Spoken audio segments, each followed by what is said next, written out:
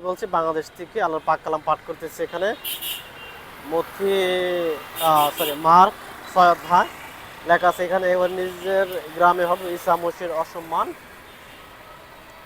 এরপর ঈসা সেই জায়গা ছেড়ে গ্রামে গেলেন আর তার সাহাবীরাও তার সঙ্গে গেলেন।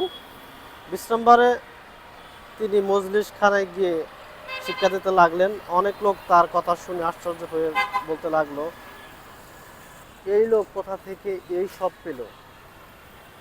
এই যে জ্ঞান তাকে দেওয়া হয়েছে এই বা কি? আবার সে অলৌকিক কাজও করেছে। এ কি সেই সুতার মিস্ত্রি নয়?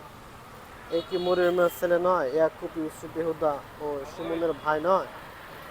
তার বোনেরা কি এখানে আমাদের মধ্যে নেই? এভাবে ঈসাকে তিনি লোকদের মনে বাধা আসতে লাগলো। তখন ঈসা তাদের বললেন, নিজের গ্রাম, নিজের আত্মীয় স্বজন, নিজের ভারী ছাড়া আর সব জায়গাতে নবীরা সম্মান পান। তারপর তিনি কয়েকজন অসুস্থ লোকের উপর হাত রেখে তাদের সুস্থ করলেন, কিন্তু সেখানে আর কোনো অলৌকিক কাজ করা সম্ভব হলো না। লোকেরা তার উপর ঈমান আনলো দেখে তিনি খুব আশ্চর্য হলেন। সাহাবীদের তবলিগ যাত্রা।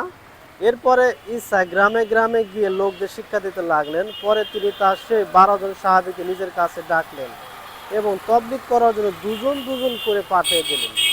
তিনি ভূতদের উপরে তাদের ক্ষমতা দিলেন। যাত্রা পথের জন্য একটা লাঠি ছাড়া আর কিছুই তিনি সাহাবীদের নিতে দিলেন না। রুটি, থলি, কোমর বাঁধুনি, পয়সা পর্যন্ত নিতে তিনি তাদের নিষেধ করলেন। তিনি তাদের জুতা পরতে বললেন বটে, কিন্তু একটার বেশি কর্তা পরতে নিষেধ করলেন। তিনি তাদের আরও বললেন, তোমরা যে বাড়িতে ঢুকবে সেই গ্রাম ছেড়ে না যাওয়া পর্যন্ত সেই বাড়িতেই থেকো। কোনো জায়গার লোকেরা যদি তোমাদের গ্রহণ না করে কিংবা তোমাদের কথা না শোনে, তবে সেই জায়গা ছেড়ে চলে যাওয়ার সময় তোমাদের পায়ের ধুলা ঝেড়ে ফেলো, যেন সেটাই তাদের বিরুদ্ধে সাক্ষ্য হয়।